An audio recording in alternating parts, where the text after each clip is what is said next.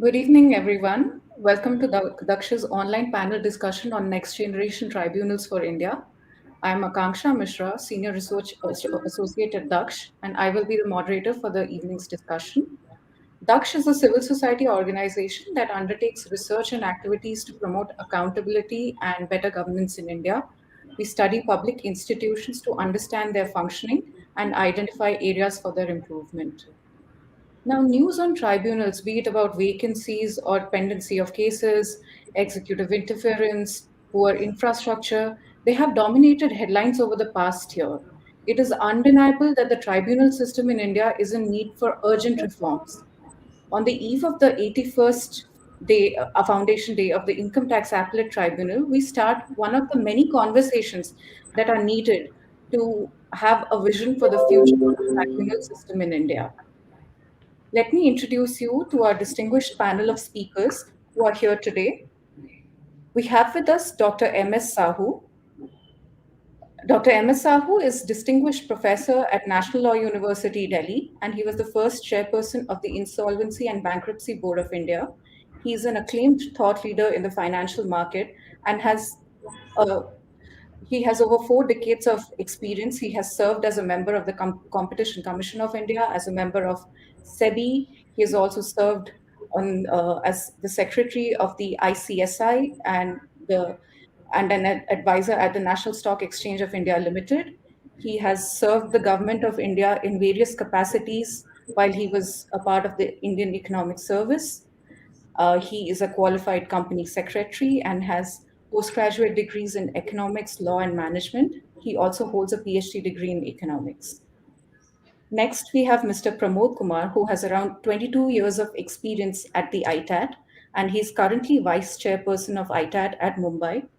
Under his leadership, ITAT Mumbai was the first quasi judicial institution in our country to start virtual hearing of cases and undertake systemic reforms. He has served as a director of the International Association of Tax Judges, set up by the Tax Court of Canada. His judgments have been extensively published in India and abroad and find mention in textbooks on international taxation globally. He is a qualified chartered accountant and has also practiced as a CA for 15 years in the early days of his career. Next, we have with us Mr. Jatin Christopher. He's a founding member and partner at JCSS, a leading chartered accountants firm based out of Bangalore. He's a fellow member of ICAI and ICMAI. He specializes in GST issues, sales purchase agreements, and production distribution agreements of global entities. He has served as a faculty and senior resource on indirect taxes at the ICAI. We have with us Ms. Bhargavi Zaveri Shah. She is a doctoral candidate at the National University of Singapore. Her core research interests are in the fields of financial regulation, bankruptcy, and access to finance. She has held several research positions at the NIPF and the Harvard Law School. Previously, she has led the legal team at XKDR Forum, an interdisciplinary think tank, where she worked on projects involving estimation of the NCLT's workload using empirical strategies. She is an advocate and solicitor by training. Lastly, we have Mr. Surya Prakash, who is a chartered accountant with around 14 years of corporate experience. He is currently a fellow and program director at Daksh. He has co-authored Daksh's paper on a framework for the National Tribunals Commission and has also written op-eds on the constitution of a digitally native GST appellate tribunal. I extend a warm welcome to all of our panelists, and I look forward to hearing your views. I now invite Mr. Surya Prakash to share some initial thoughts on the need to talk about the future of a tribunal system in India. Thank you, Akanksha. I'm absolutely delighted and honored to have such an esteemed panel um, at Daksh to be talking about a topic that I believe has not been talked about enough. Um, Tribunals are always seen to be non courts. We are always defining tribunals to be what are not courts. And that I believe is a disservice both to courts and tribunals. Um, while judicial reforms or reforms of the courts are have been has been gaining momentum, there is a need for us to talk about tribunals, which were proposed originally as a way to reduce the burden on courts, bring in expertise, and give faster justice to the citizens and litigants. Um, Tribunals are not just non-courts because of the involvement of experts in that field to be sitting on those bench rather than generic judicial officers or people with judicial training, legal training.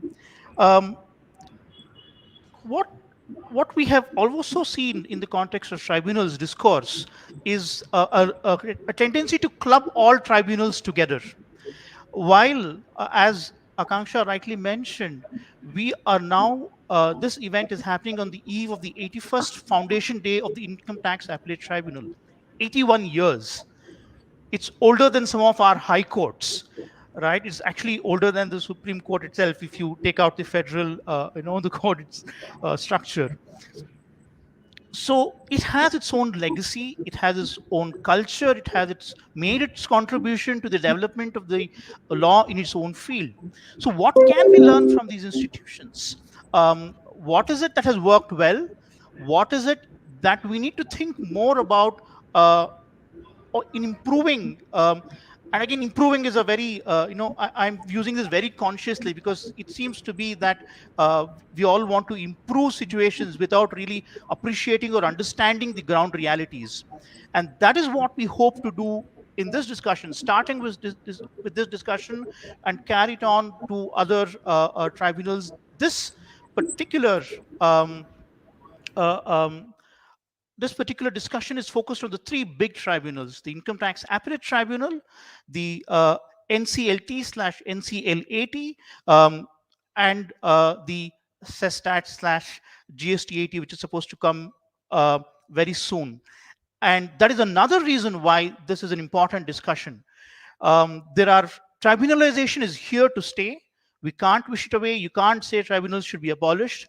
It seems to be a more or less settled position constitutionally.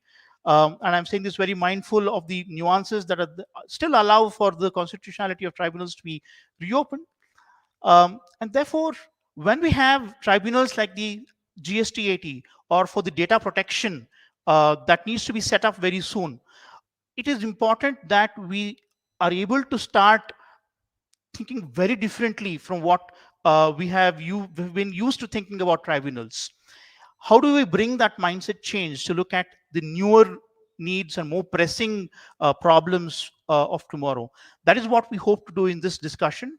Welcome all of you on behalf of Daksh. And I hope to see a very lively and spirited discussion along with this lovely panel that we have. Thank you, Akanksha. Back to you. Thank you, Surya. Now, as Surya was mentioning, we definitely need to think about the tomorrow of our tribunals. But before we do that, I would like to invite our panelists to share their opening remarks in 2 minutes on what they perceive to be the greatest challenge facing tribunals and tribunal reforms today. We can start with you, Dr. Sahoo. Thank you. Yeah, we have, as Surya mentioned, a variety of tribunals, some appellate tribunals, some tribunals like income tax relating to GST. But we have come across since the 90s with the reforms, a new institutions of market economy like the Securities Appellate Tribunal, National Company Law Tribunal, TDSAT. These are the tribunals who deal with business disputes, approve business deals, dispose of appeals against the orders of regulators. So these directly, since we are talking about NCLT and LAT, I would talk a little fast about the importance of their work and why we need to reform that. As you know, under the Insolvency Bankruptcy Code, one of the very recent reforms, corporate insolvency resolution process, that is an orchestra with two sets of actors. One set, first set comprising the adjudicating authority. It is not a tribunal. It is a National Company Law Tribunal, Debt Recovery Tribunal. They act as adjudicating authority under the insolvency law, while same organization works as a tribunal for the Companies Act. So the first set is Adjudicating Authority, Insolvency and Bankruptcy Board of India, Information Utilities, Insolvency Professionals. They provide oversight and facilitation of the process. The second set that comprises the company, its management, creditors, committee of creditors, resolution applicants. These are the people who take decisions. Why I am making a distinction between the two is that one set of people take decisions, the other set only facilitate. And this law, Insolvency and Bankruptcy Code, provides timelines for each activity, each part of the process. It's a unique USP is that resolution in a time-bound manner. So the code expects that the players, market players in the second set, they have the incentive to perform. But even if they perform, the process will not closed if the actors in the first set do not perform. Now take an example that the resolution plan has been approved by the Committee of Creditors. It has been submitted to the adjudicating authority for approval and it remains pending for a year. During this time, so many things would have happened. Fast-paced revolutionary changes in technology, business models. These all have reduced the life and life cycle of products and companies. So during this time, the resolution plan would have become unviable possibly. And the resolution applicant, he has no option to go back out of the plan. That is the Supreme Court says at recent matter of ABIX. So, but if the resolution applicant implements it, it will not only fail to rescue the company, but even the resolution applicant may be dragged to insolvency. Now, it is a huge risk for a resolution applicant to implement an unviable resolution plan, and for the fear of not getting into and implementing an unviable resolution plan, prospective resolution applicants will refrain from submitting resolution plans to avoid such a delay-induced risk. This will dry up resolution plans. Pipeline will completely dry up. Consequently, liquidation of even viable companies would become inevitable. Delay is happening because of some other reasons also. Today we are talking about the tribunals only. So the entire performance of the Insolvency Bankruptcy Code today rests on timely delivery of the Nclt and Nclt. And if that does not happen, there is a great fear that almost every company getting into resolution process will be liquidated. The cost is too high. Therefore, the entire emphasis is on timely delivery. I'll just give you, before going to, since this is only 2-minute initial things, I'm familiar with the in bankruptcy proceedings elsewhere, and the most mature jurisdiction is considered United States. Their bankruptcy courts, they have exclusive jurisdiction on all matters. They call chapter 7, 9, 11, 12, 15. So that means individual, corporate, they have categories like something for fishermen, very specialized ones, but all these are combined and are with only one agency which specializes in this. And they have today an authorized membership, judgeship of 350. But this number is based on an assessment of workload using time study data by the Government Accountability Office, which is our equivalent of a CAG. And they are the bankruptcy judge. There is only one judge who disposes of the matters, and he is appointed for a term of 14 years. And when some emergencies arise, like COVID-19 came in, the need for additional judges came up, then they had the option to recall the judges who had retired after doing 14 years to man the temporary transitional vacancies to avoid any disruption. And that judge disposes of the bankruptcy proceedings in accordance with the federal rules of bankruptcy procedure. Now just contrast with Nclt. Nclt is designed for Companies Act. It also does bankruptcy. Individual insolvency is somewhere else. Just a number was decided, 63 members, to meet the requirements under the Companies Act, and that number has remained. It has not gone up, though the bankruptcy dominates the insolvency, bankruptcy dominates the Nclt proceedings. And judge is appointed here for 3, 4, 5 years. And we know the vacancy level of vacancy 63 positions. And though need may be much more, which my friend Bhargav would present based on her workings. And this NCLT disposes of matters in accordance with the NCLT procedure done under the Companies Act. And this is how NCLT is different, and that is taking, this is ending up with much longer time for disposal of matters, which is threatening to undo the insolvency reforms. Thank you. Thank you, Dr. Sahu. So, as you were saying, that the non-performance of NCLT up to the expected standards is basically crippling other crucial economic reforms in our country, like the insolvency process. Uh, Absolutely, I'm saying that, but I'm not blaming NCLT in any manner, because many things are outside the purview of NCLT. NCLT's own improvement depends on so many outside factors. Yes, a delayed performance at NCLT is a very severely impacting, because this is a actual commercial court, and they are not supposed to get into business at all, but they have just approved the commercial decisions taken by the parties. And as Bhargavi would show, I think she would show that they are doing disposal more than expected. So if they are not able to dispose of, problem is somewhere else. Thank you, sir. We'll come to Bhargavi in a while to talk about her work. Before I proceed there, Mr. Kumar, we would like to hear from your experiences at ITAT what you believe are the main problems plaguing the tribunal system today. Thank you so much, Akansha. I must first of all make it clear that the views that I express are my personal views and in no manner represent the views of the government. Now, as you know, as far as the ITAT is concerned, which is often seen as a justification for the tribunalization, it completes 81 years today, and in fact, tomorrow. We complete 81 years of existence, and we have a very proud heritage and value system. We have a successful track record.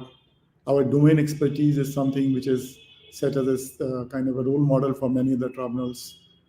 The innovation in approach in the tribunal, the use of technology, that has been remarkable. And that is what has probably helped ITAT establish itself as one of the most admired tribunal in India and most successful tribunal in India.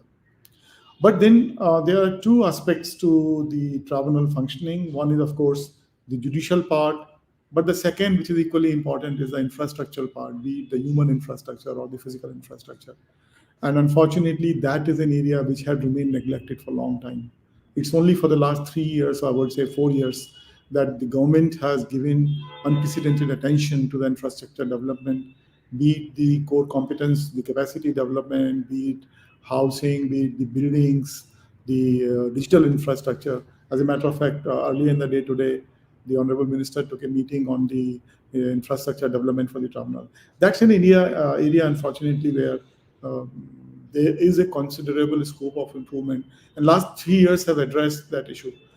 Now, when I think of the challenges that we have from now onward, first challenge is, of course, as Akansha mentioned about the urgent reforms.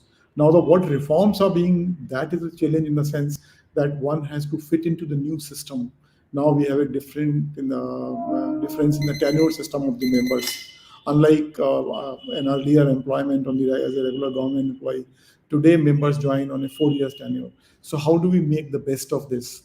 And the adoption is to the new challenges, the dynamic business situations, which Mr. Sahu mentioned about how businesses are impacted by the tribunal, by the functioning of some tribunal. I can tell you that Indian Income Tax Tribunal has been playing a very important role in international taxation and transfer pricing area.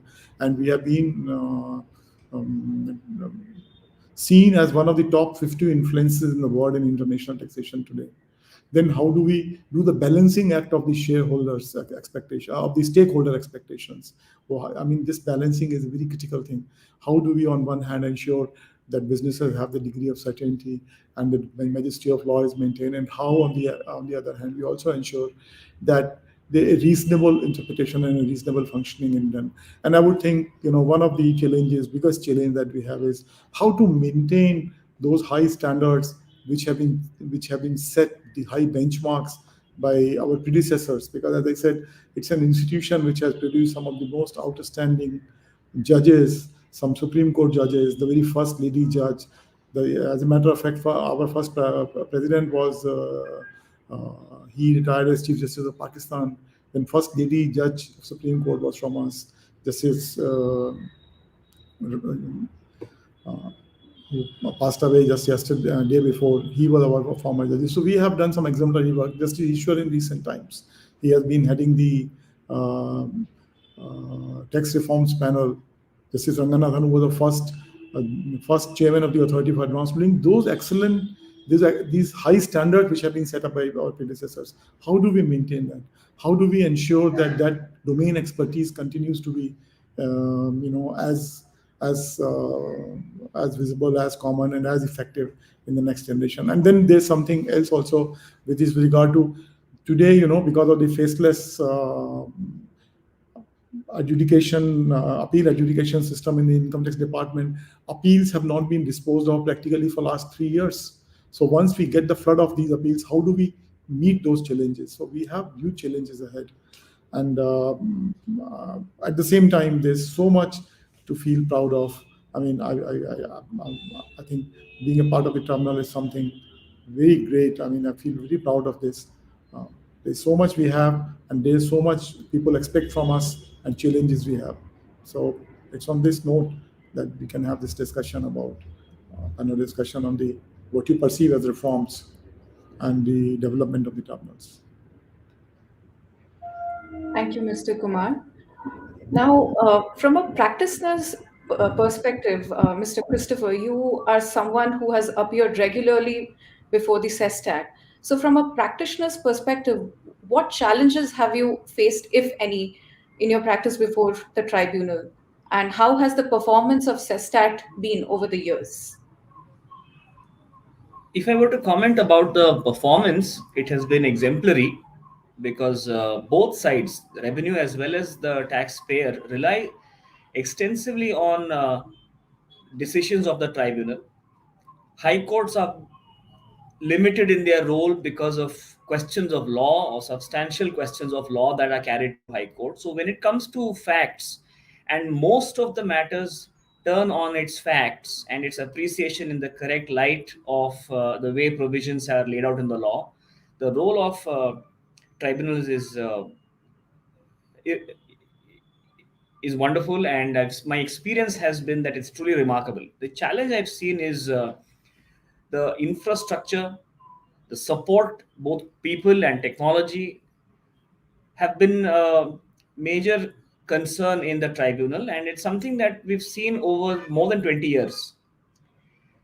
When it comes to pendency, very often it's talked about as if that is a problem. I think pendency is testimony that both sides rely on tribunal having its say in the matter, so that thereafter the outcome is accepted without much contest. So I think from that perspective, my experience of having appeared before the CESTAT has been really wonderful, and we look forward to seeing how relief is available with such a remarkable success rate that it doesn't get contested thereafter in most instances when decisions are rendered by the tribunal.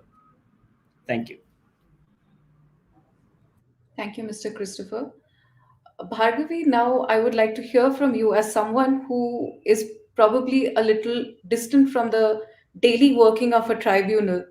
How do you perceive that the reform of tribunals has worked out over the last few years? What do you believe are the main challenges before the system today?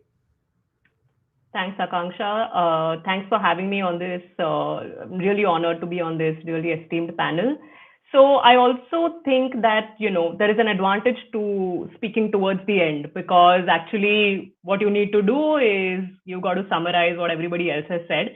And pretty much everything that you thought was new and exciting has been covered before. So honestly, I all the issues have been mentioned before, and I'll really try to put I'll try to put these issues in a framework, right? Because often we try to struggle with one problem, right? So we either are focusing too much on judicial vacancies, or we are focusing too much on infrastructure issues, or we are focusing too much on pendency. And then it becomes like a parable of the four blind men, each trying to figure out how the elephant looks by just feeling one of its legs, right? So, if we were to put these issues in a framework, okay, and allow me to use the word business process framework, right? How do you define a business process framework? You start with what is the outcome that you want. In the case of tribunals, arguably the outcome that we really want is that we want an efficient tribunal that delivers justice. Okay, and when I say efficient, I include things like access, speed. When I say justice, I include things like quality orders, integrity, as Mr. Kumar mentioned, etc. So if this is the outcome that we want, what are the outputs, right, that we expect from the tribunal? The difference between outputs and outcomes is that outputs actually tell you something about whether the outcome has been achieved. They are proxies for the outcome, right? So what are the outputs we want? We want a high disposal to filings ratio. And what do you mean by high disposals to filings ratio? Okay, is there an optimal disposal to filings ratio? Is there an, as Mr. Christopher mentioned, is there an optimal pendency number? Arguably not. I completely agree with Mr. Christopher that zero pendency doesn't mean you have a fantastic court. Zero pendency may actually mean that nobody trusts the court enough to file matters, right? So we're not looking at a zero pendency as the ultimate gold standard benchmark. What we want is we want a high disposal to filings ratio, right? And we can debate on what is optimal. We want timely scheduling. So if a matter is scheduled to be heard tomorrow for final hearing, it has to be heard tomorrow for final hearing because that allows people to plan, right? We want good quality of orders, and we can debate what is good quality of orders. Is it length of pages? Is it complexity? Is it appeals? I don't know. We can decide that. But these are the proxies which will tell you whether you are inching towards the right outcomes, right? Now, to get these proxies, what is the raw material? What are the inputs? Okay. So there we come to the problems that, we discussed in the panel before. So we cannot look at these inputs in isolation. We cannot say that if we get 300 judges across the tribunal with tenure of 14 years, we'll fix all the problems. No, even with 300 judges, you may not be able to fix the problem if the judges don't have infrastructure. So if we have to list these inputs, then broadly speaking, we are looking at timely appointments as an important input. We are looking at enough appointments as an important input. We are looking at ease of access, right? So whether it be filings or whether it be tracking the case, right? So my favorite example here is, I don't mean to really sound simplistic, but just to kind of simplify it, think of Domino's, okay? A Domino's pizza delivery. When I place an order for a pizza, I'm able to track where the pizza has reached minute by minute, right? Now that is a fantastic consumer interface because I should be able to know that if I've filed my case, is it with the registry? Is it likely to come up on the cause list within 7 days, within 14 days, within 20 days? Once it comes up before the judge, is the board likely to be discharged or is it likely to be heard?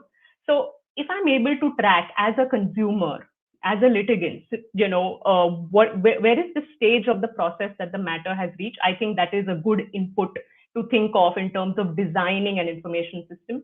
I need adequate staff, I need adequate infrastructure, I need procedural rules that will help timely scheduling. So whether it be reducing length of filings, whether it be reducing length of submissions, whether it be having only written submissions and having only oral submissions for the final hearings, it could be a bunch of things, right? Now, and this input, output, outcome framework is applied across many policy fields, including education and health, right? So if we were to apply the same framework for courts, we are really looking at raw material, we are looking at outputs, and we are looking at outcomes. All of this is not possible unless there is an information system that allows us to measure what is the raw material that is required, right? So if I have to tell you how many judges are adequate for the Nclt for next year, beginning January 2023, I need to start estimating, and I need that information from today. And I need historical information on how many filings are happening on a yearly basis to be able to tell you that how many judges do you need next year. So I'll stop here, but essentially the point that I'm trying to make is that what we often miss is that the information system, unless there is an information system that allows us to plan the level of raw materials, we will be really catching one leg of the elephant and trying to figure out how the elephant looks. So I'll stop here, and that actually nicely plugs into the NTC discussion which Surya mentioned, which is that a national tribunal commission, which was, ordered to be constituted by the Supreme Court, I think in 2020. I think it's a pretty good home to develop this information system. So I'll stop here. Thank you, Bhargavi. That was really insightful. You talk about the various inputs that you need for the system. So my question to Dr. Sahoo now is that, you have been privy with the working of NCLT in the context of insolvency process. How much do you think, how big a problem is the problem of vacancy, which I must add is not something which is unique to the NCLT per se, but we see it across tribunals. So, how significant is the problem of vacancy and how do we go about resolving that? No, as Bhargavi pointed out, there are several aspects. Vacancy or number of people alone is not the solution. That is, of course, probably the most important factor that determines the output, but several other things are required. So like she was talking about quality, and I gave you the example of US. So should we not have a unified, dedicated adjudicating authority outside NCLT, but having the work of both NCLT and DRT, focusing on insolvency, liquidation, bankruptcy of corporates, individuals, so that you have some kind of specialization. Given that these insolvency proceedings are not adversarial and commercial matters are outside the domain of the adjudicating authority, I do not see the need for having two members to sit on a bench of adjudicating authority. If you just make one member decide, the existing capacity is doubled immediately. Otherwise, a longer tenure, 4-year tenure is a problem, the kind of a salary is a problem. But if you give a longer tenure with legal and adequate research support to build expertise, and you have to modernize the entire apparatus. Actually, it's a procedure, it's administration, probably quite a lot of work administration can take care of. Filing can scrutinize the filings for accuracy, completeness, compliance, so that adjudicating authority focuses only on adjudication. IT can manage the cases, do their scheduling, and if you have dedicated rules, tailor-made rules of procedure instead of a DRT NCLT rules, these rules can avoid the trappings of court, restrict the adjournments, prevent frivolous applications, and even limit the time available to party to present a case. And earlier also we discussed that certain processes like a pre-packaged insolvency resolution process, which is not adjudication intensive, or mediation and other alternate kinds of things which can reduce the load on adjudicating authorities should be considered. And I would also consider that the simpler processes like a fresh start, voluntary liquidations which do not entail major disputes can be handled administratively outside the adjudicating authority. But with all these things, still the key factor is, as I told you, our sanction strength is 63. Probably today we have about 35, 40, but 63 was fixed only for Companies Act. Now you have added insolvency, that 63 has to be 2 times, 3 times of 63, and then you have to fill up those positions.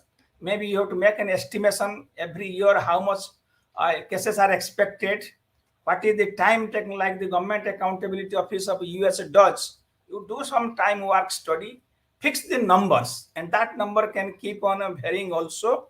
But filling up the vacancies just from say 40 to 63 will not be adequate in case of NCLT. You have to increase the strength maybe 2, 3, 4 times of 63, and thereafter you have to do so many other things like the NCLT has to move out. Some of them have the habit of getting in an adversarial mode, which is not required. Supposing an application has to be admitted if there is a default. There is no point in wasting time to find out whether default amount is 300 crore or 5,000 crore.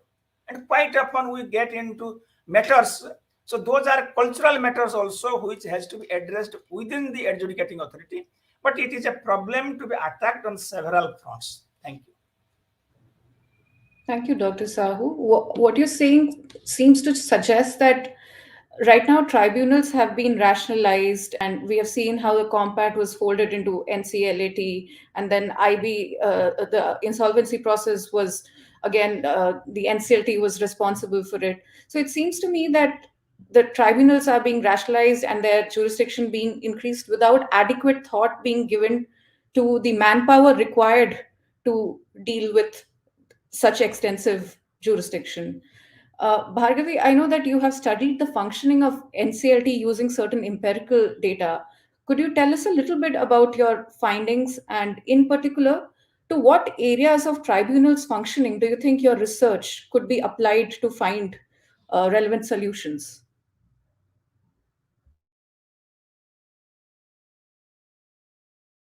Bhargavi, could you just wait till Akanksha makes you the spotlight? Sure. Thanks, Just Akanksha. So, what I've done is I've put together a couple of slides just to make it easier to explain what we really did, trying to estimate what is the optimal bench strength that is needed at the NCLT, right? So, what do we want? We want that there should be enough members, but we do not want excess strength. So, how do we estimate that optimal number? I'm just trying to put up this slide. Just give me 1 minute. It's coming up, but it's showing as processing.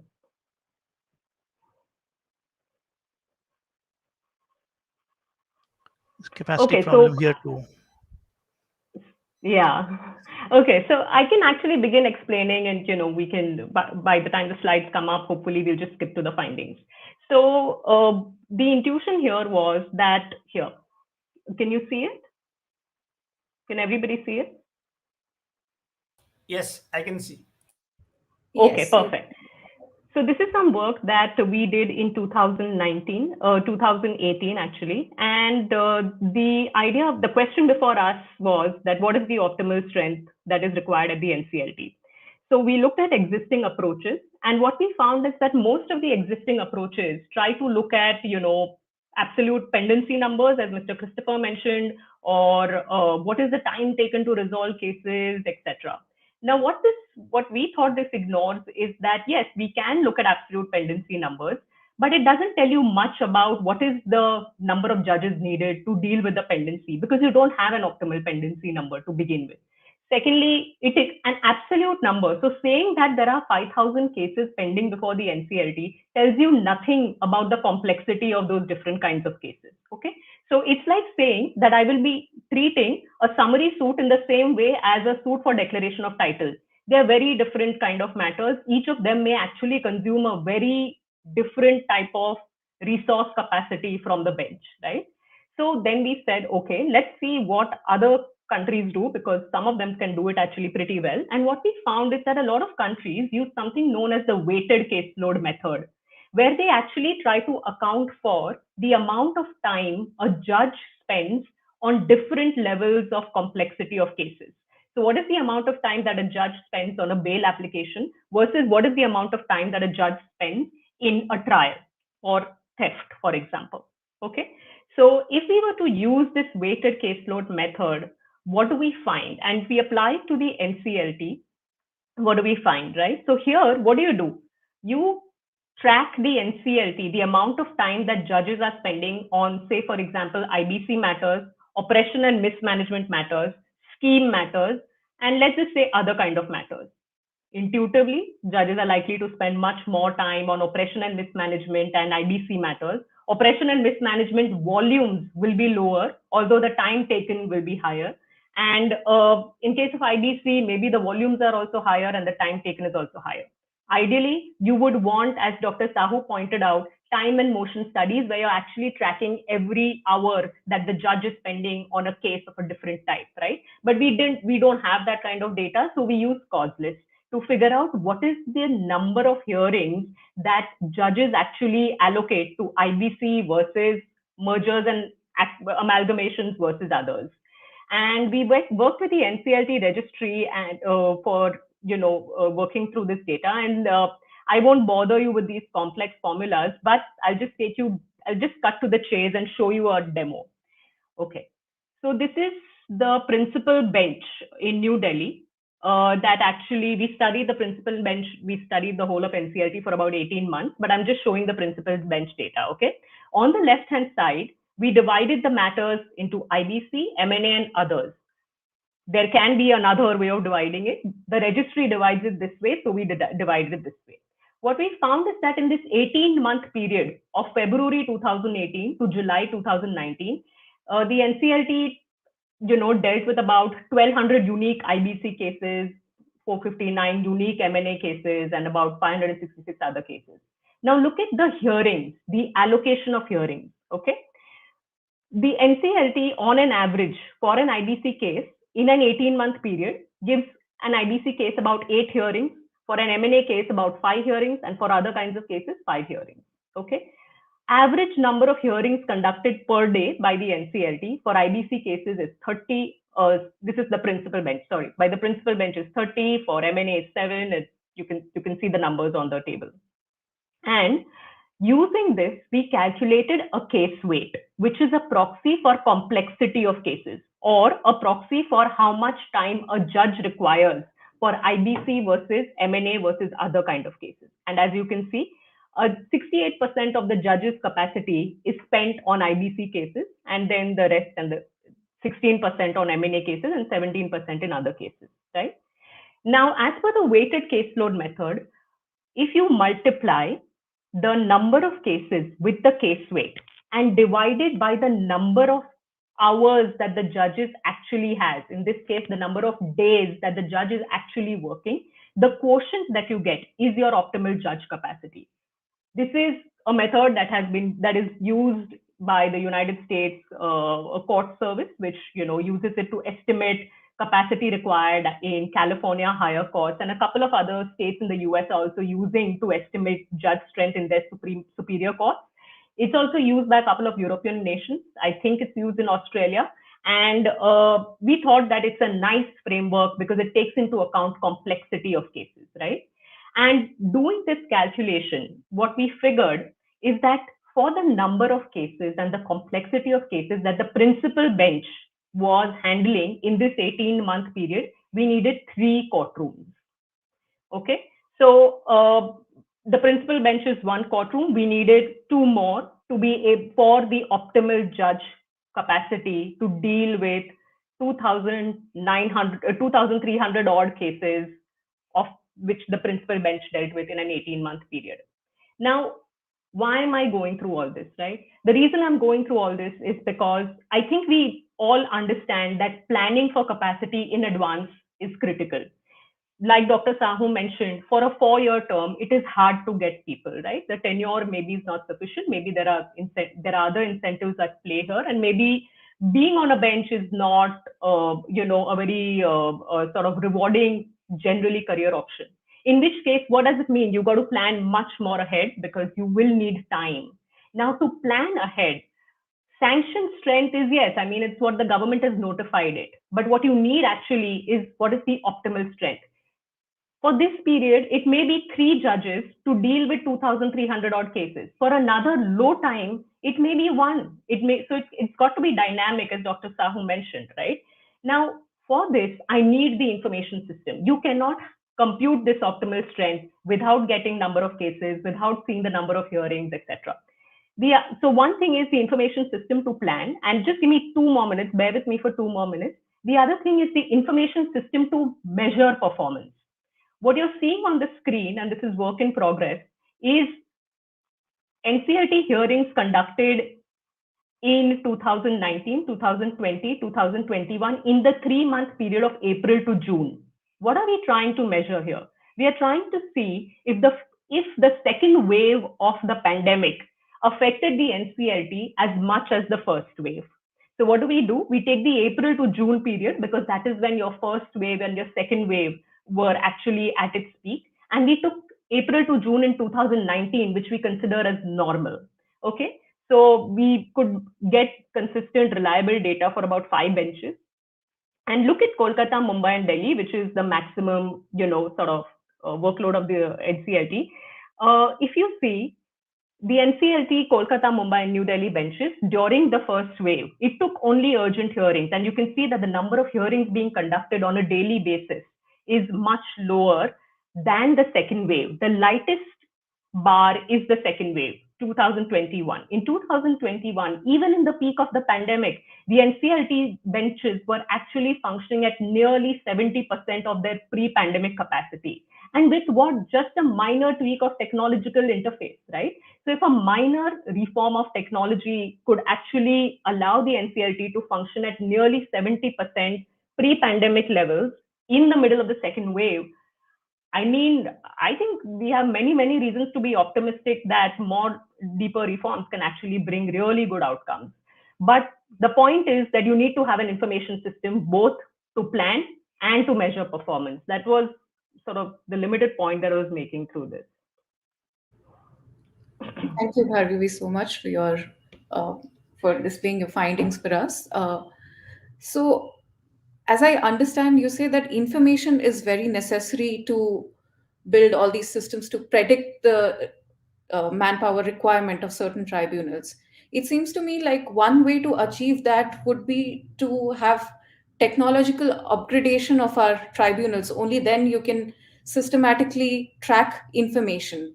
So, my next question is to Mr. Surya Prakash that there is no rolling back on tribunals, as you mentioned earlier in the presentation. So, in light of that, what do we do different that when we embark on this journey for having a new generation of tribunals? We have so many opportunities before us, greenfield opportunities before us. So, what should we do differently this time around? I think there is a difference between there's a need to think of the needs of each tribunal differently. The reason I say that is because the ITAT, for example, already has built in under the Income Tax Act the vision to go completely digital. It came into the budget a couple of years back, I think. And similarly, the GST 80, which is soon to be formed, or we hope so. But in both of these situations, there is the possibility of an ecosystem already geared up for this transition, which is to say that your departments, the respective departments, and the relevant industry players, because of their over the last 15 years, returns filing being completely digital, the information flow is going to be so much more smoother to manage. But which is not the case with NCLT, because we're talking about these three big tribunals. I will restrict only to those. So when we're thinking of changing the vision from a technology perspective, it is important to keep in mind what the ecosystem stage of growth is. How ready are they? Or rather, how do we enable those ecosystem players to start jumping in and saying, oh, it's so easy, why don't I do it? Why don't I do my e-filing? Why isn't e-filing so simple so that even the simplest chartered accountant or a tax practitioner can say, yes, this is how I should be filing it, right? So thinking of users' needs, making it as simple as possible for onboarding users, making sure that the point of entry into the system is digital, or where it is already so, to maintain that throughout the life cycle, not letting it drop and somewhere say, okay, now give me a certified true copy in triplicate, right? Don't let that ball drop somewhere. For that, you will need to think of ecosystem level changes. You will need to incorporate the inputs of technology leaders, be open to working with others, and have a long-term vision.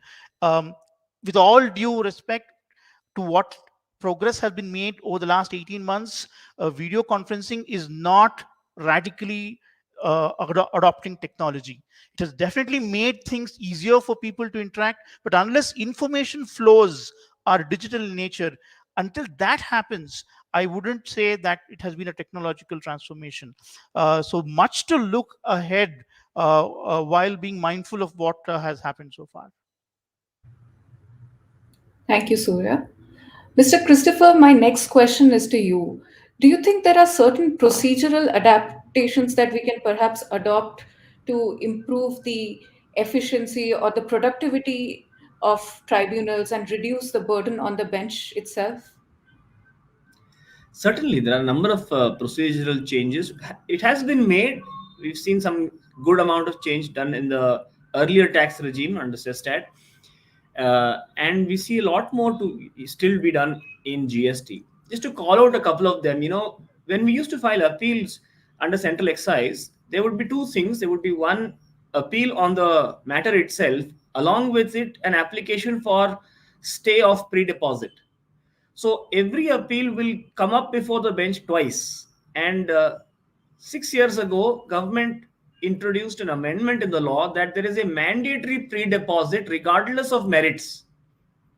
So the number of cases that were piled up waiting for the stay to get disposed of and then the appeal to come up on its course got halved straight away. All right, so that's a good example. But you see, some of the changes that we need to still see is today we have a notification that says the proposed tribunal for the state of Karnataka will be in Bangalore. It will have two area benches, which will also be in Bangalore. And for small value matters, there will be single member benches. Those will also be in Bangalore, obviously. So we are going to have 5 benches in Bangalore. What will people in Belgaum do? Mangalore or Bijapur, what will they do? So clearly, there is infrastructure available. Perhaps it is the need for decision in this extent to have benches reach the masses where actually the litigation will start from. The other aspect to look at in terms of any procedural change is I don't think we can leave ADR out of the discussion while considering any procedural change. Because if you see, I'll give 2 examples to highlight my point. If you see schemes like Vivad Se Vishwas or Sabka Vishwas Legacy Dispute Resolution Scheme, those schemes are designed for, the success of those schemes is case in point that if there is some amount of relief that is extended, taxpayers are willing to come in and withdraw those matters and discharge whatever is due under those schemes. That itself establishes that there are a lot of litigation that is piling up because someone can or because someone wants to. The next aspect I will tell you is in GST there's a provision which says orders passed by the first appellate authority can be unseated by an executive commissioner under what is called the suo motu revision provision. An executive commissioner will sit in judgment over the correctness of the first appellate authority's order. He will stay its operation and substitute it with his own order, of course, with natural justice and so on. Although state has the opportunity to file another appeal to the tribunal. So tribunal is going to become the first appeal against SMR orders. So given these structural things that exist, I think we'll need to look at ADR necessarily as cannot be ignored while we're coming up with a plan as to how we can ease from a procedural relaxations point of view.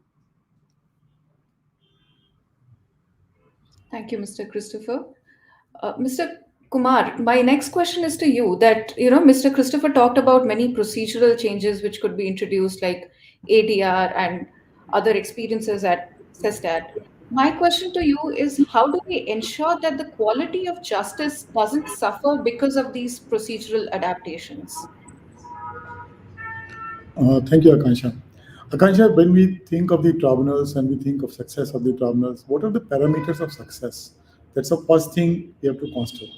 The parameters of success, to my mind, is first is, of course, the core competence, upholding the majesty of law in a manner which is beyond slightest of doubt. Then ease of procedures and doing it in a transparent manner and doing it quickly. So therefore, when you look at from this point of view, and then you see what are the process involved and how do we change it. Then again, you have to divide into 3 parts. One, as I said, is the core competence of the judicial work, which is core work for any tribunal. Second is on the infrastructural part, and third is on the process part. Now, if you are looking at the quality of orders, and quality of orders is important in terms of the fact that it's not only merely deciding an appeal, it's resolving the dispute and the normative effect of that order, doing it in a consistent manner, laying down the sound principles on which the other matters get decided. So that's the core area. This is where judicial officers, whether they are technical members or they are judicial members, they do it the best. But the remaining two areas, which are of the infrastructure and the process, this is where I think judicial officers, whether they are the hem of affairs or in the middle rung, if they are going to make for the deficiency of the registry, that will be criminal wastage of the judicial time.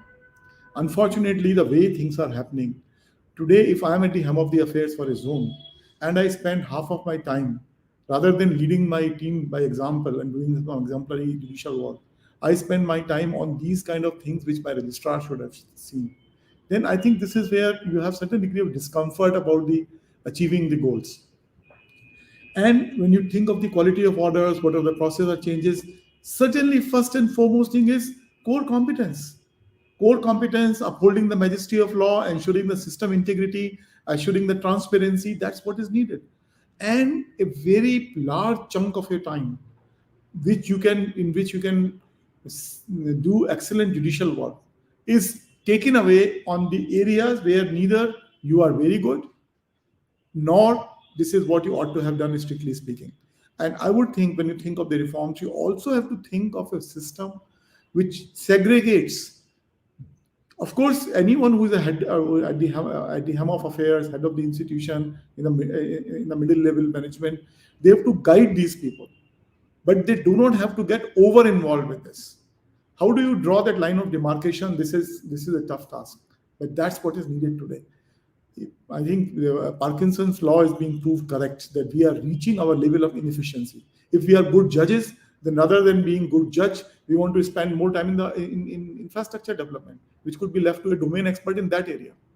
Now, with this in mind, if you have to think of improving justice delivery system, I would think you have to look at this in by compartmentalization. Make those compartments and ensure that the best judicial minds are used for doing exemplary judicial work, train their teams, do the capacity development part, and delegate this work to people who are competent.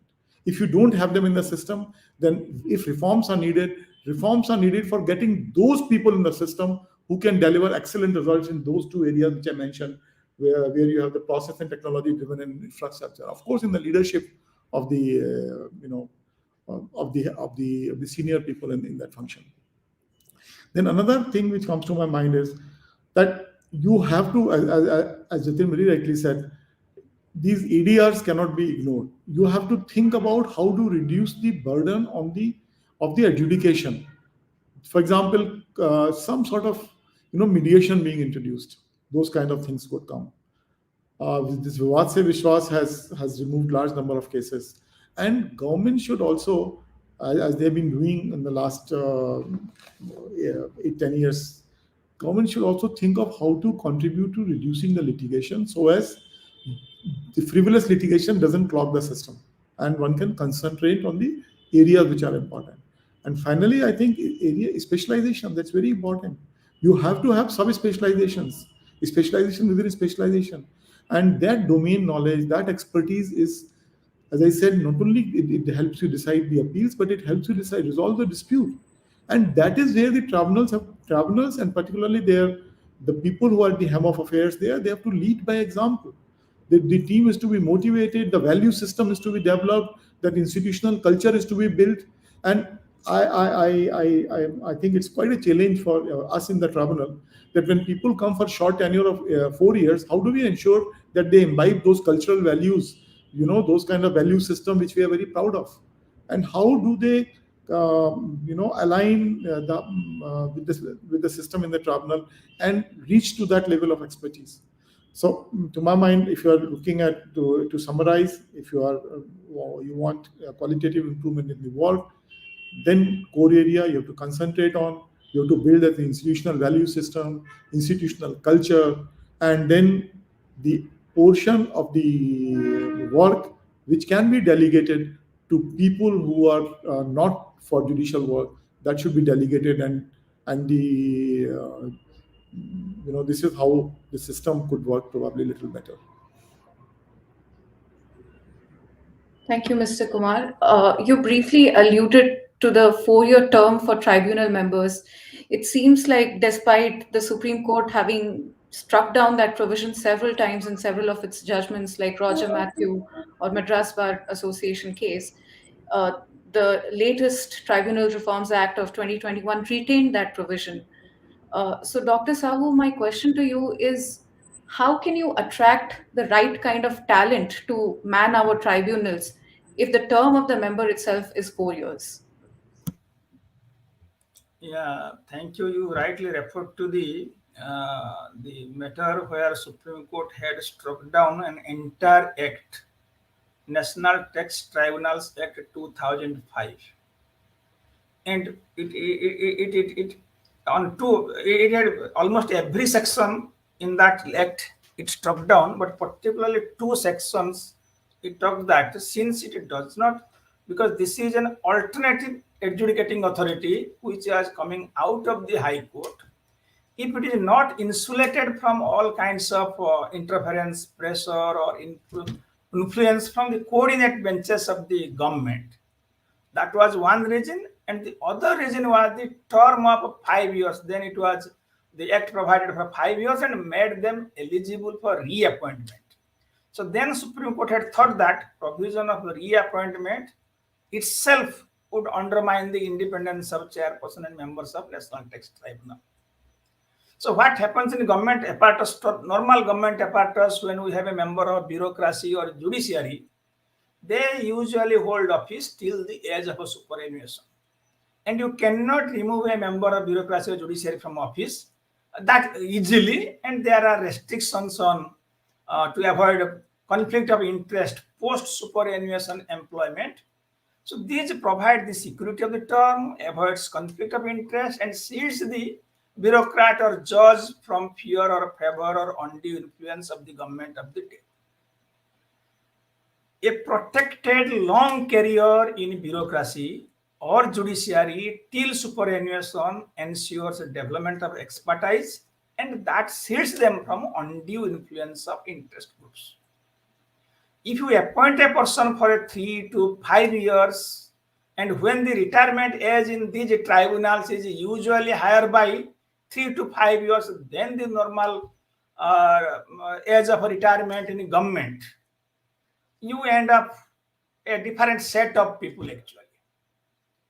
You have seen a successful advocate, he does not wind up his profession to join as a judge in a high court for 5 years. So a relatively young, promising professional from market or a civil servant or even a judge with a proven track record in the relevant area of the tribunals, he would be reluctant to give up his flourishing career or service to serve a tribunal for 5 years.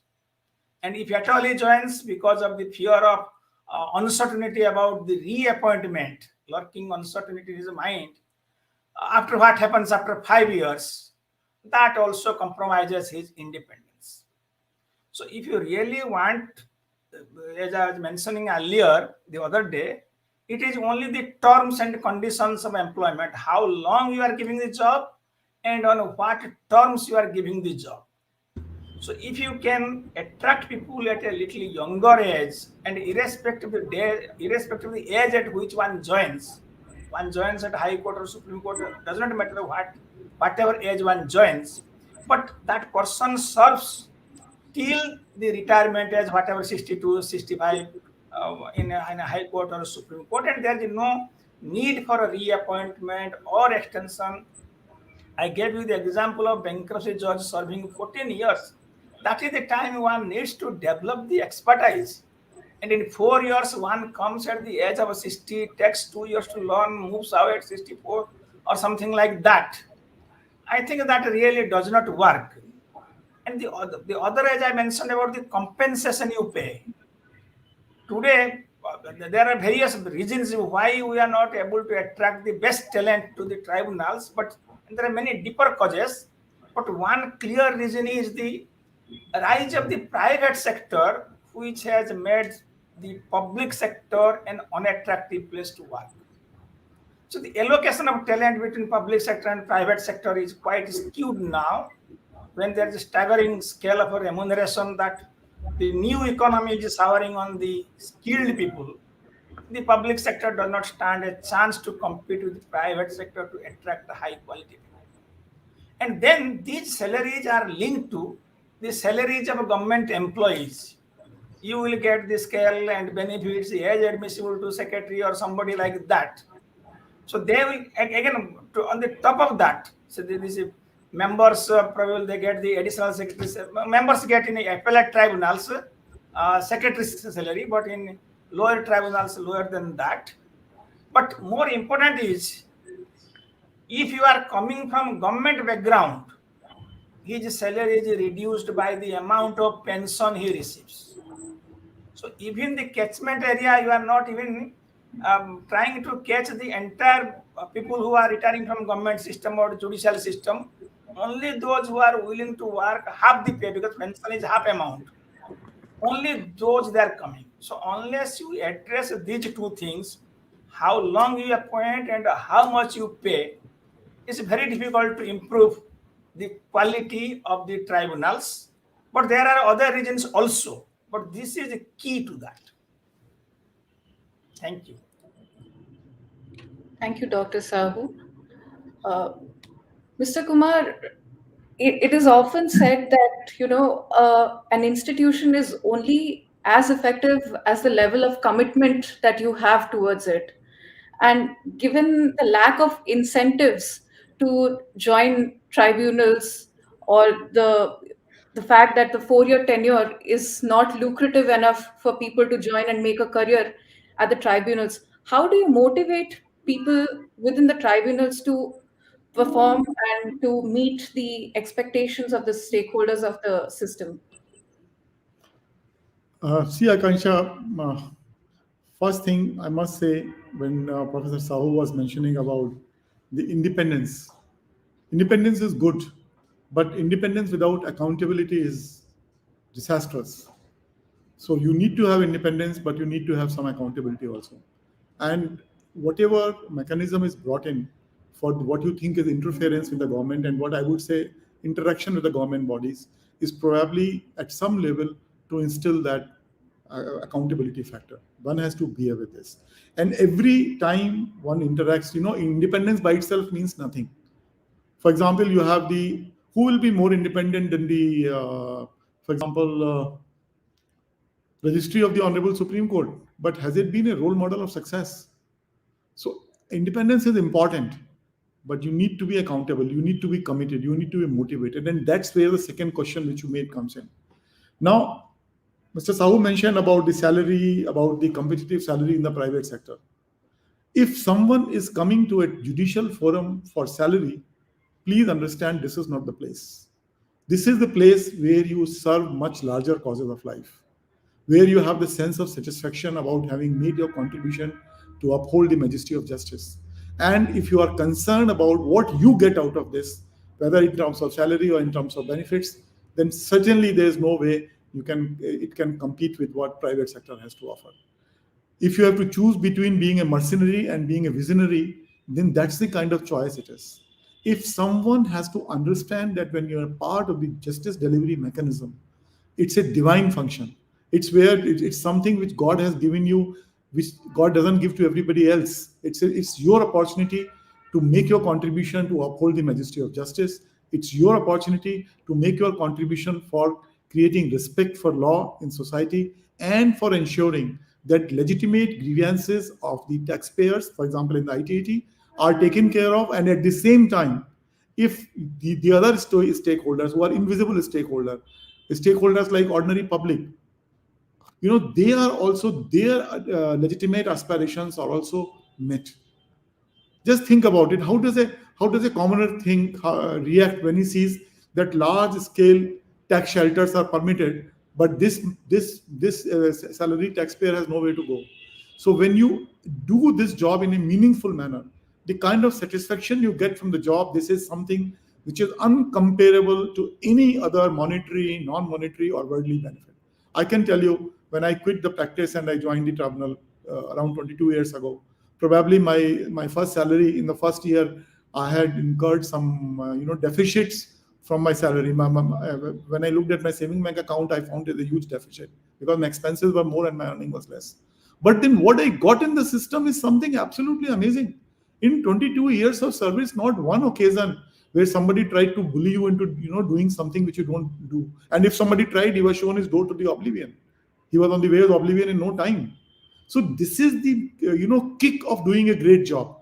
And what we do, and what I as a team leader, if you think it that way, although we are all brothers, all equals, but what I would do to motivate my team is to give them this sense of satisfaction, to make them realize that it's a much larger cause. Ultimately, what do you do with money? It's all an experience. Whether you try business class or you try economy class or you travel by chartered flight. At the end of the journey, it's an experience.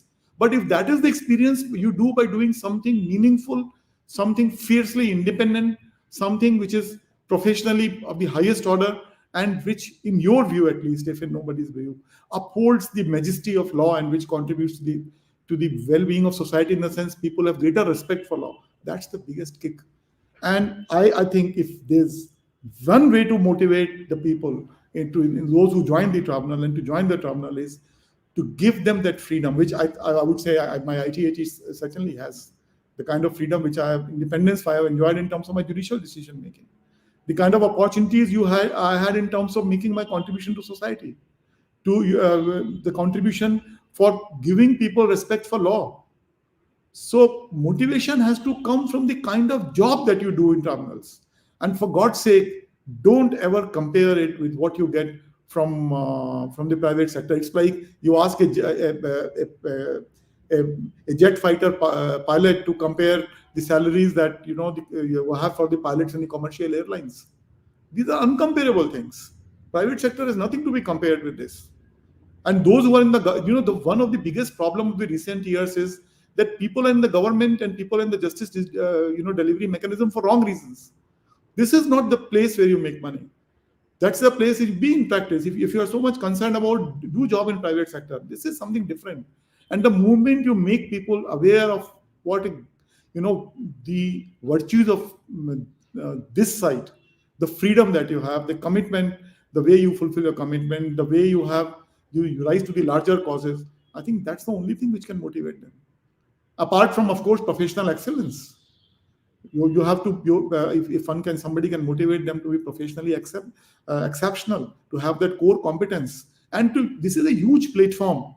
I mean, when I was in practice, I was doing small things, even if I was doing large things. Who knew me? Some people I was coming in contact with.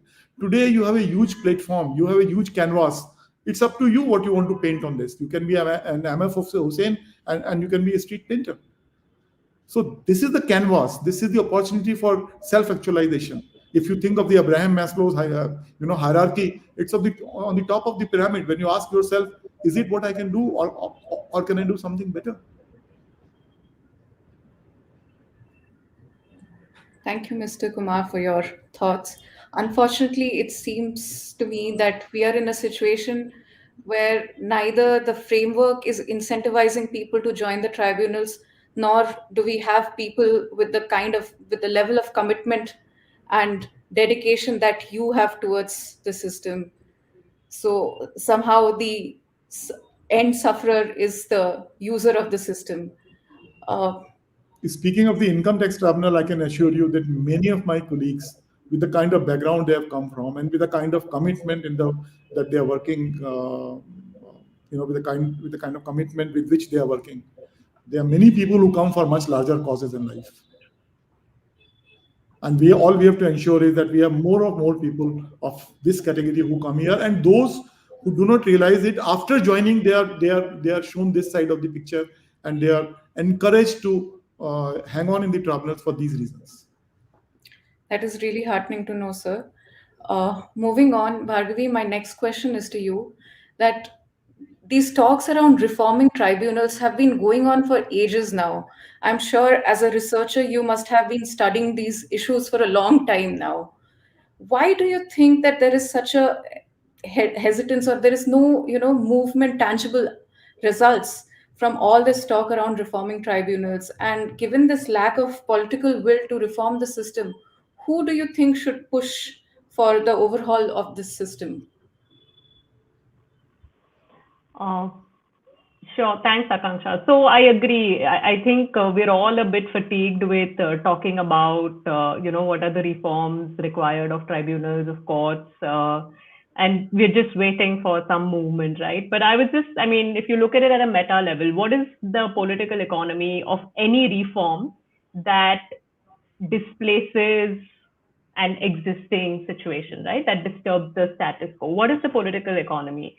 And it seems to me that at least in India, and Dr. Sahoo was when we were discussing this in the pre-panel call, Dr. Sahoo mentioned that who had the incentive to enact the IBC, for example. There are many reforms that India has made. Arguably, nobody had the incentive to do them, but somehow they got done. And I was thinking about that point, and it seems to me that there are two ways in which difficult reforms get done. Either there's, like was already mentioned, either it's an individual at the helm who's driving this and who's really driven. So a lot of reforms get done that way. So in the land record digitization space, for example, I've seen at the state level, at the district level, that when there is an individual at the helm who sees the vision and who has the decision-making authority and who's there long enough, most importantly, the reform gets done. Or when there is a crisis. So I would argue that IBC, the political economy, everybody knew that a bankruptcy law, was needed, but it seems to me that actually it took a crisis to make it happen. The 1991 reforms, it seems to me that it took a crisis to make it happen. So maybe the problem with courts and tribunals is that there is a crisis, but maybe it's not big enough for it to get enough collective action. So this is a theory of reform, which is, I think many people will be aware of, which is that you have who are the stakeholders in the system, as Mr. Pramod Kumar mentioned. There's judges, there is lawyers, and there is the users, the end beneficiaries of the system, right? The judges and the lawyers are very much in the system. They know how to use the system. They know how to get the maximum optimal result out of it. And they have a good organizing force. Users of the system are extremely disaggregated. So even if they are dissatisfied, it is very hard for them to get together and push for reform. So I think we're stuck in a bit of a hard rock and stuck in a bit of a hard place where I don't know the answer to your question. I just think that if there is no political will, if there is no person at the helm who can drive this systemic level reform, it will take a crisis and we'll have to wait for that crisis to happen.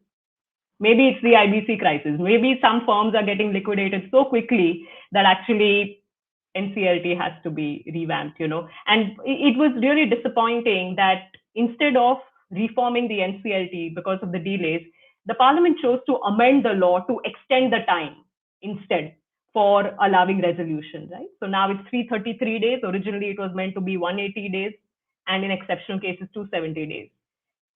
Resolutions were not happening within that time. Cases were not getting completed. And I agree with Dr. Sahoo. It's not just the Nclt. There are many other moving parts. But there were two choices at that point in time. Either you say that the Nclt needs to be equipped so that at least admission happens faster and cases come up on time for hearing, or you choose to amend the law and you extend the time. They chose the latter. So we'll see. We'll have to wait for that moment, 1991 moment, where we say that this is it and no more. Thank you, Bhargavi. You simply left the question unanswered in the sense that you really didn't tell me who should push these reforms. But with that, I would like to invite everyone for a round of closing comments on what their suggestion for the short term and their recommendations for the longer term is with regard to reforming the tribunals. We can start with you, Mr. Christopher. Thank you. When we look at both very spirited comments by Dr. Sahoo and Mr. Kumar, I could see that the points of view are not very far apart. One aspect is that the terms must be very realistic, and the other aspect is about the greater good that will come about by people coming to this place. The gap should be minimal, is what is the whole argument about. It's not about comparing with private enterprise. And who should push is, it's not, justice delivery is not limited or the sole responsibility of the bench. The bar is responsible, revenue is responsible, the taxpayer is responsible. We're all going to reap the benefits of a improved justice delivery system. So we should all push for this. And I clearly see these are all easily reconcilable views to come to a point where the terms aspect is brought on board.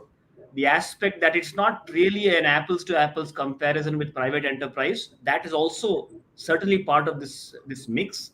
And the procedures need to be diluted so that eventually, if the issues are brought to the fore, it's not so complicated, because my experience tells me that while matters in the sestat may take a long time to reach for disposal, it's the hearing lasts not more than 30 minutes, and decision is pronounced in open court. So therefore, I think there are really wonderful people available. It's just that if we bring these three pieces together, I think we might have something good going for us. Thank you. Thank you, Mr. Christopher. Dr. Sahoo, your last comments, please. I think every reform has losers and gainers. And it is the likely gainers who fight for these changes. There are many people because I am still focusing on the post-reforms commercial tribunals, which are taking the business decisions or approving business decisions. So there are people, let's say one resolution plan is to be approved, SR has to be taken over by some company, 50,000 crore has to move. So there are clearly people who are benefiting from this. And I have heard at many forums that these people are willing to even fund the expenses of Nclt. There are clear beneficiaries in commercial tribunals. They should be asking for that, what they need. Every idea has a time, actually. We have struggled like the 91 crisis. Not that the ideas came up in 91. They were there from 66. But somehow it didn't happen. But time came, it happened. Dematerialization in the country, idea was there from 81. It was not happening. But all of a sudden happened in 95. So I believe a kind of this fatalistic kind of thinking that every idea has a time, it will happen. Sometimes it's triggered by a crisis as 91. But insolvency, I think it was not really triggered. It was, I would still say that it is a peacetime reforms. But most of the reforms in the securities market, starting from establishment SEBI, empowerment, online trading, dematerialization, rolling settlement, everything was in response to a crisis or scam in the securities market. So not that we should have these scams to get into this, but the people should be willing to show with numbers, facts, and figures that if this happens, this is the gain. And that somebody should be able to take it to the people who matter, who are taking a decision. This is what you do. This is likely gain for the economy. And there are people, as I told, business people, they find clear gain in this. They are the gainers. They should fight for these things. But with all said and done, still the terms and conditions, that is the key factor. Number one factor is that one. Number two factor is just increasing the numbers. Quality, I'm not saying you ignore everything, but you have to just increase the number multiple times. That's all. Thank you, Dr. Sahoo. Mr. Kumar, any last thoughts on this? First thing, I would entirely agree with what Mr. Sahoo has said. Second point I must make is, and he made very interesting point about the gainers and losers. And I would add that sometimes the vocal cords of one particular segment are so good that they overshadow everybody else. So one shouldn't really be too much bothered about the noise which is being made. And if you have to take a stock of whether it's good or bad, it improves or it doesn't improve, give it some time, give it 4, 5, 6 years. Don't be in a hurry to take that call tomorrow morning. And the second thing I have to say is that one good thing we have to take note of in this establishment is that there's no ego issue about reform, about improvising the reform process. If they do something, it doesn't work, they modify it tomorrow. It's like an obese man like me trying to lose weight. I tried 10 things. One thing works, for some time, after some time, it doesn't give me result, I give it up. I try something else. So that is something with the government also. Government, for example, we saw this in the faceless appellate mechanism so far as the commission appeals were concerned, how they have been willing to improvise the reform process. That is truly admirable. And therefore, I think that even if there are some shortcomings in the current reforms they have brought in, it's only a matter of time that these issues are addressed. The next thing I must point out is that this 4-year term is today, to me, it's like a fait accompli. Now, what we have to see is how to make the best out of it. As someone who is working in the system today, I can't keep on cribbing all the time that, oh God, it should have been more than 4 years, it should have been regular job. Oh God, whatever is before me, I have to make the best use of this. Today, the challenge before us is that how do we ensure that we are able to give the optimal performance even in this setup? And for this, our existing mechanism may have to be modified a little bit, strategies may have to change, but that's what needs to be done.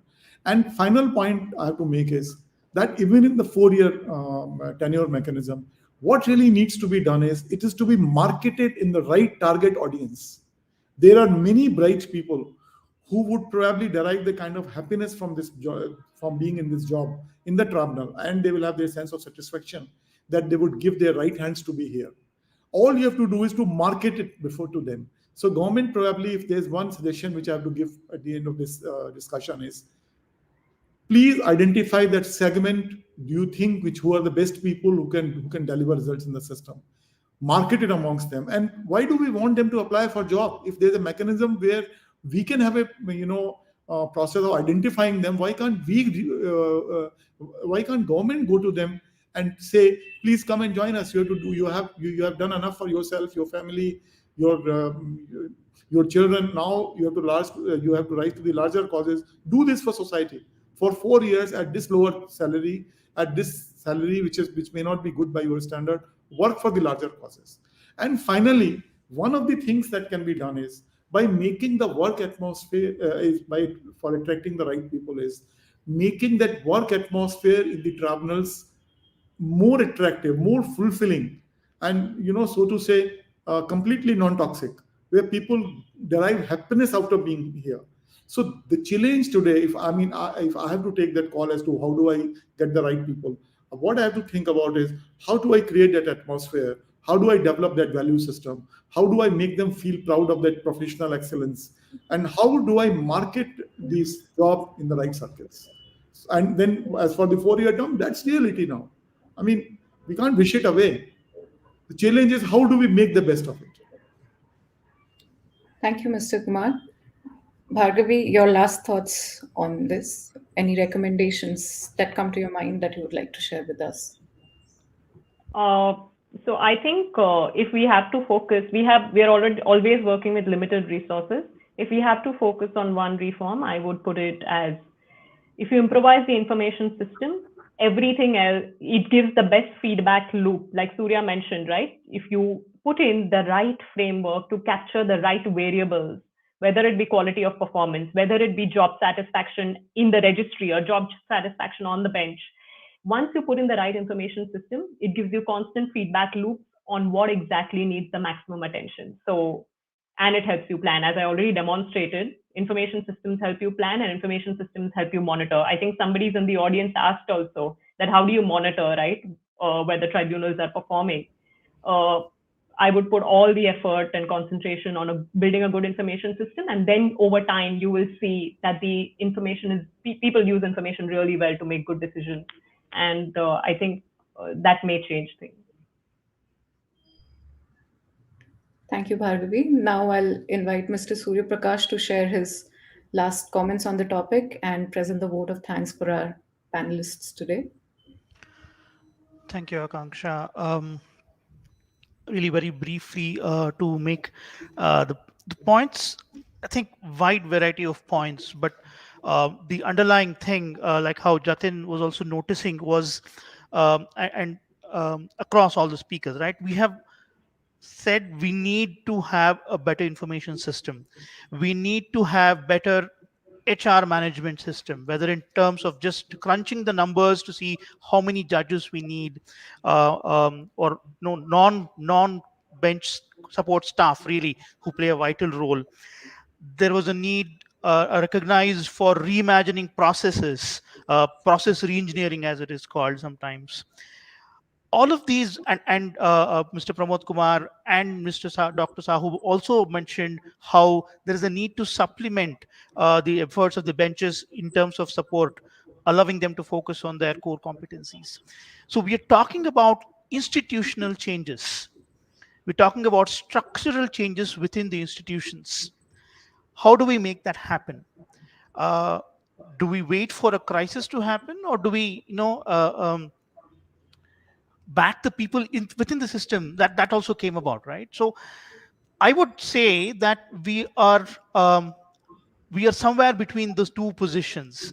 There are some institutions where there are leaders, and there are some institutions that have tended to go towards a crisis. So each of these will need to be taken up separately.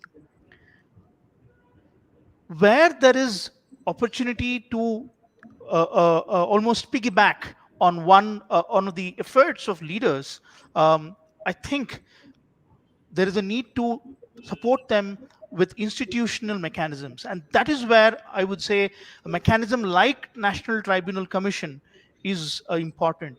It is able to say that these jobs, these tasks are important, but the the core competence is not of the people on the benches. They are leaders, they are visionaries for their institutions in their subject matter, and we need to help them. And so can an institution like a National Tribunal Commission um, supplement the hopes and aspirations of these leaders and visionaries within the tribunals, is something we should all think about.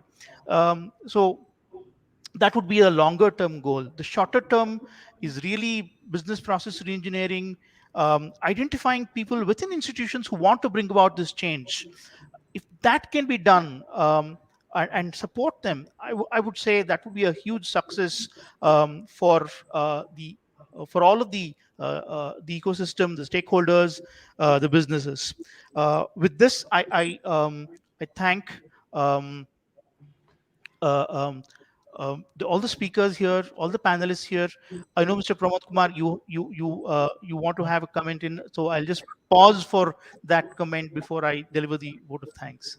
No, I just wanted to add one thing. I said, why don't we get, when we talk of the tribunal reforms, we talk about getting the good judicial officers. But why don't we think about getting public servants who are specialized in infrastructure development, who are specialized in business process engineering, and people who are from the other walks of life, and then we strengthen the registry function, which has been what has been neglected. And I think once we do that, once we get the more, even I mean, I would think of public servants coming to the tribunal to take care of these aspects, which is what they have mastered. That could be one of the suggestions, which and Right. that you have already covered.